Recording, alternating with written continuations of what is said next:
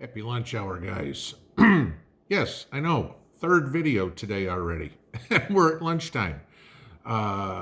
It's because a lot of this stuff is starting to come fast and furious. And I know, some people can say, oh, that doesn't affect us or anything like that. And I'm going to throw three key letters at you. YET. All right. Some of you may be paying attention to what's going on in Kazakhstan. And I know everybody's going, who the hell cares what's going on in Kazakhstan? Well, like everything else, watch this stuff move, okay? We've talked about this for a year, at least, year and a half. Stuff happens somewhere else, everybody goes, hey, that's a good idea, and they move over, and it moves across Europe and then moves into North America. So what's going on in Kazakhstan right now is there is a mass revolt, okay, not against COVID, but against the price of liquid petroleum gas, okay, liquid natural gas, basically. And it's got to the point where there's riots in the street, burning parliament. The government has resigned. Okay, this is, I'm serious here, okay. What happened for the longest time is Kazakhstan has had price caps on liquid natural gas. They are a net exporter. They're one of the top 10 exporters of it in the world. And with the prices going up and up and up and up and up, well, obviously that also means because the cost of producing it is going up and up and up. And you guys all know the stories on urea and everything like that. Don't have to tell you there. Well, what's happened is now it is actually more expensive to produce the natural gas than they were selling it for. Again, a business can't stay in business long if they're losing money on everything they sell, okay? So the government decided to take off the price controls on natural gas. And basically on January 1st, the price of natural gas in Kazakhstan doubled. Now, because it was so cheap, people had converted their gasoline-based and diesel-based cars to run on liquid natural gas, and so people are freaking out. That is their main heat source, fuel source, everything like that. And all of a sudden, their prices doubled. The people revolted.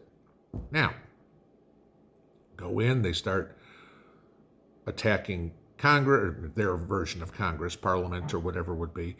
They broke into an armory, the protesters, stole all the guns, okay? So this is how serious this is, okay? But again, we go back into what's the first thing you need to be taken seriously, and you need to be armed. Hence why I've said a million times, the only thing that's keeping the United States away from complete tyranny, i.e. Canada, Australia, whatever, is the Second Amendment. So what has the government decided to do today? And this is where the prepping part comes into it. The government shut down the television stations, the radio stations, and the internet, in the intent of not letting the anti-government information get out to the rest of the world. So the last information that anybody has is somewhere about 12 hours old about what's going on right now. You can't put a TikTok video up. You can't put a YouTube video up. You can't make a phone call. You can't listen to the radio, check what's going on TV. Think of any disaster movie you have ever watched, okay? And the president comes on, and every one of them, oh my God, we've got television, the president's on, okay? It's on the emergency broadcast system. That's the only thing that's running, something that is controlled by the government. And this is the whole point, is to keep the information from spreading to the rest of the public, because things like this snowball.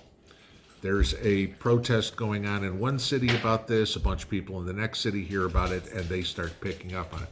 The government tries to squash the communications. This is why it is so important, so very important, to have alternate means of communication. And we've talked about it before, whether it's CB radios, whether it's handheld, whether it's ham, whether it's shortwave, whatever it's going to be, okay? Because that can't be shut down, all right? The government has really no control over it. I mean, unless they can figure out how to jam every shortwave radio signal, every ham radio frequency, every CB frequency, or whatever it is, communication's still going to get out somehow. That's going to be the only way you're going to know something. And when people say, "Oh, it'd never happen," the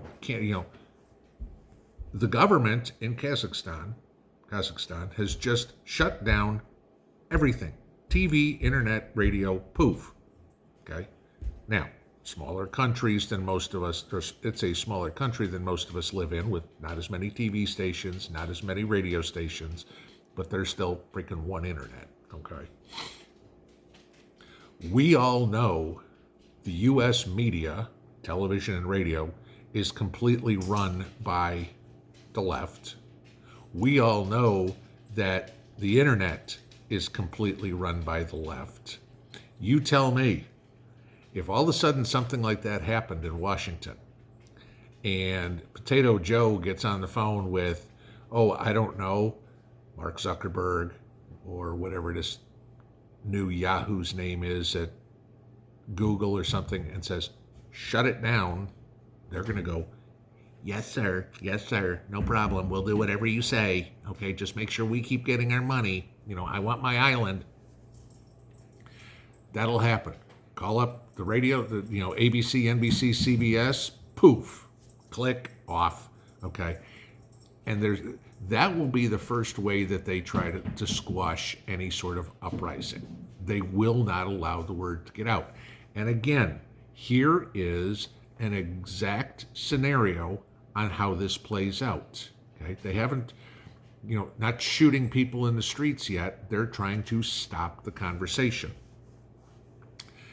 Guys, we're watching what we prep for happen around the world.